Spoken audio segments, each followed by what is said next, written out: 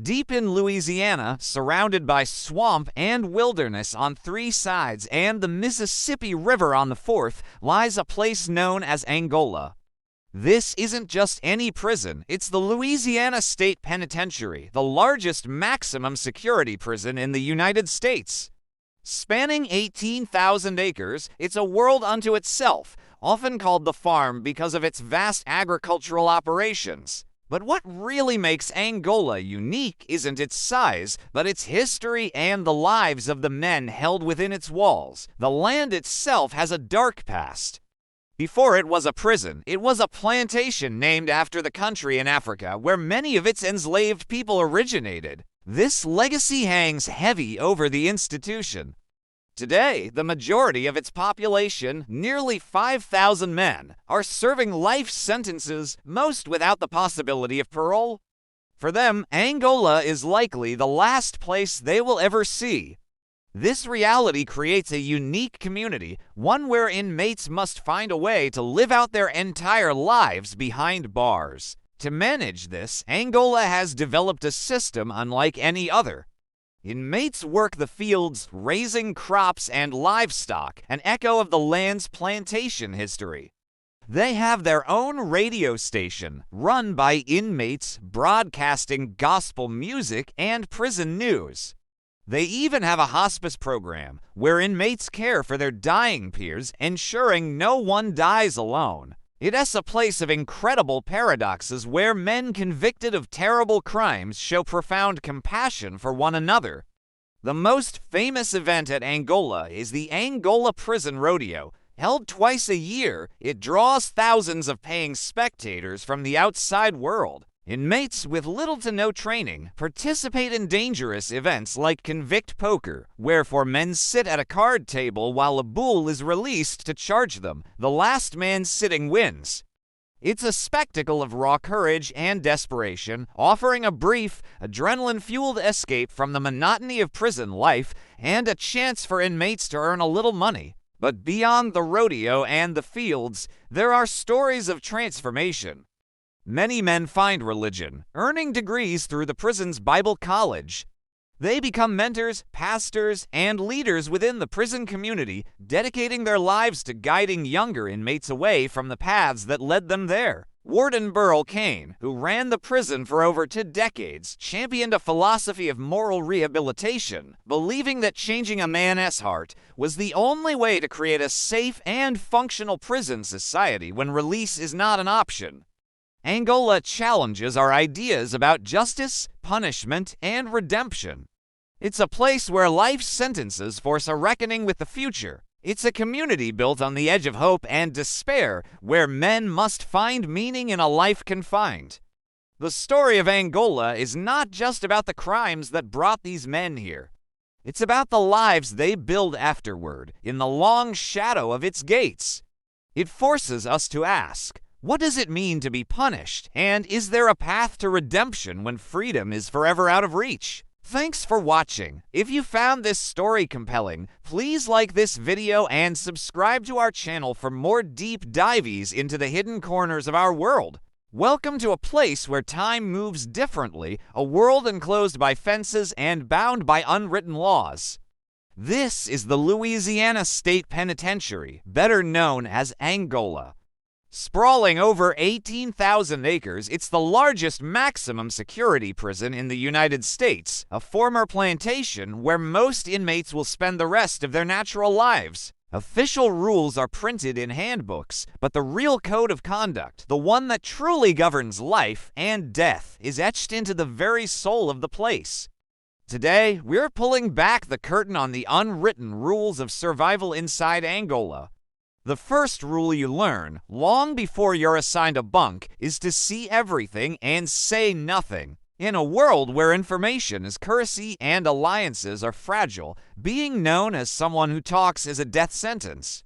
You learn to read the subtle shifts in the yard, the tension in the chow hall, the meaning behind a sideways glance. Your eyes become your most valuable weapon and your most reliable shield.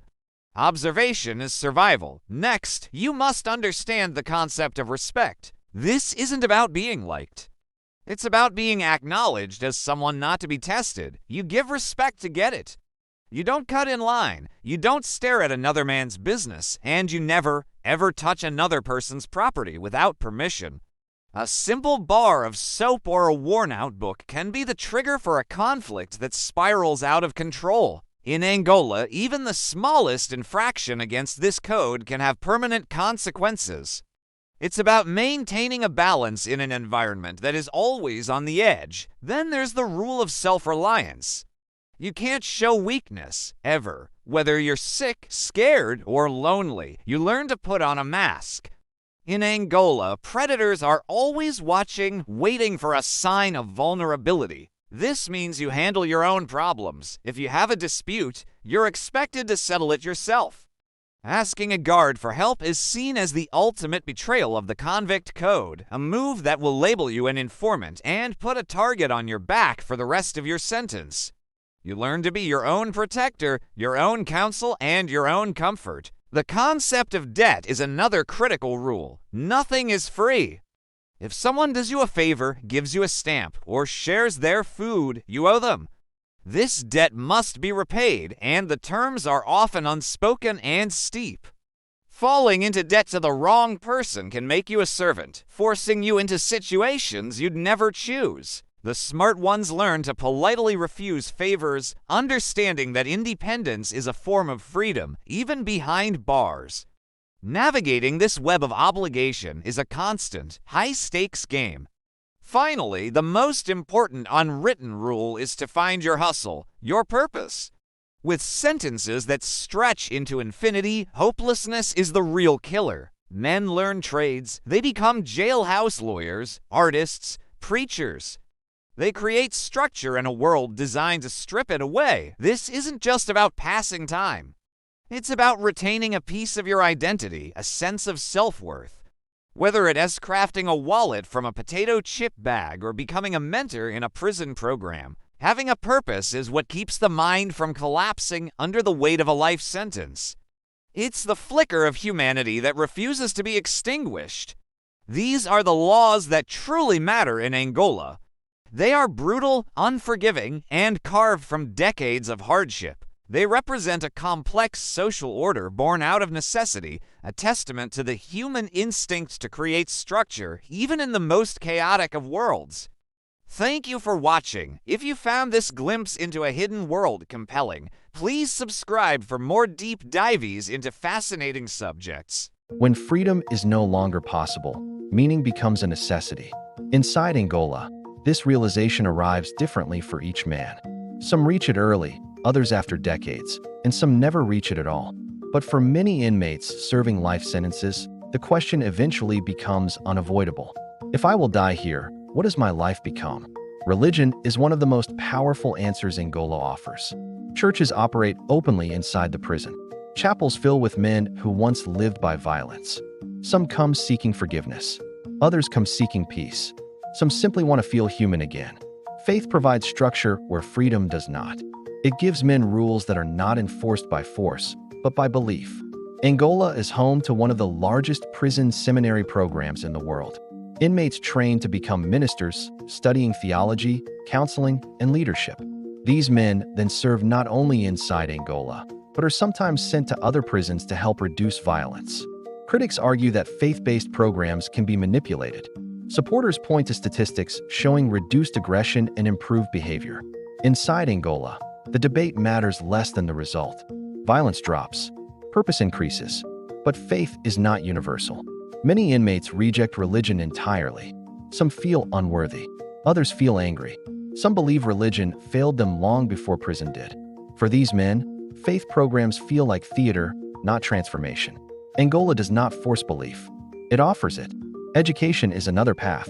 Angola offers GED programs, vocational training, and college-level courses. Men who once believed they were unintelligent discover otherwise. Learning becomes a way to reclaim identity. A man who is no longer just an inmate becomes a student. That shift matters. It changes how he carries himself, how others treat him, and how he sees his own future, even if that future ends behind bars. Then there are those who choose creativity. Writing, music, art. Angola is home to a prison magazine written and edited by inmates. It is one of the few inmate-produced publications in the country.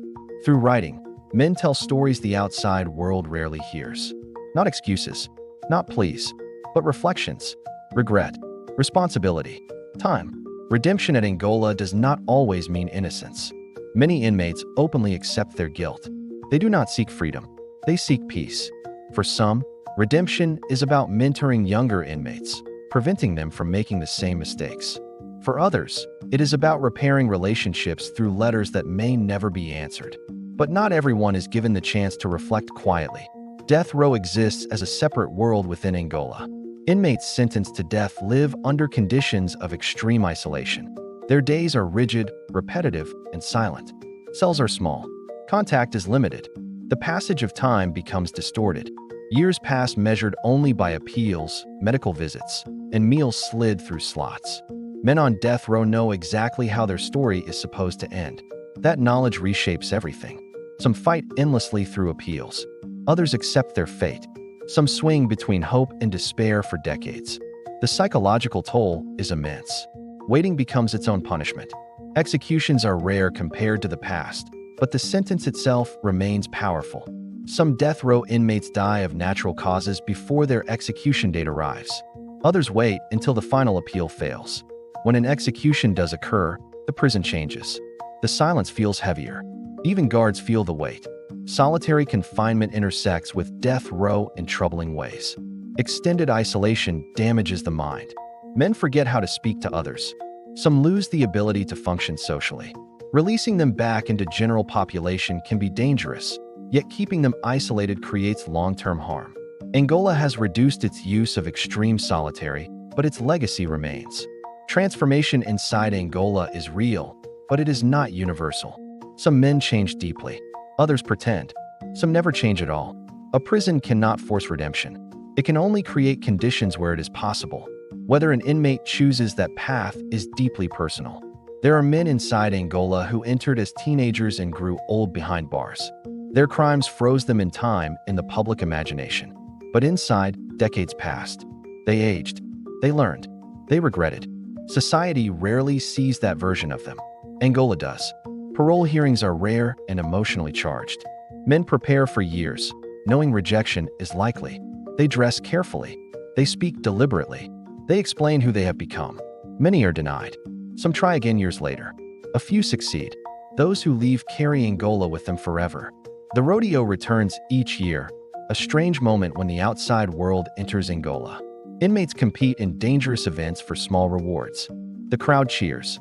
For a brief moment, inmates are not invisible. Critics call it exploitation. Others call it opportunity. Inside Angola, opinions are divided. For some inmates, the rodeo represents risk worth taking. For others, it is humiliation. But it reveals something important. Even in a place built for confinement, people still want to be seen. Guards, too, are shaped by Angola. Many spend decades working there. They witness violence, aging, and death regularly. Emotional distance becomes necessary. Compassion exists, but it must be controlled. Too much empathy can cloud judgment. Too little can turn cruelty routine. The outside world often debates whether Angola is humane or cruel. The truth is more complicated. Angola is a reflection of society's decisions. Long sentences, limited parole, emphasis on punishment over reintegration. Angola did not create these policies. It enforces them. For inmates serving life, Angola becomes the end of the road. But it is not the end of growth. Some men change profoundly. Others do not. Angola does not decide who deserves redemption. It decides who stays. As time passes, a final question emerges. If Angola can change some men, what happens to those changes when freedom never comes? What does redemption mean without release? That question leads to the final contradiction of Angola. A prison that transforms lives it never intends to return to the world. And that contradiction defines everything.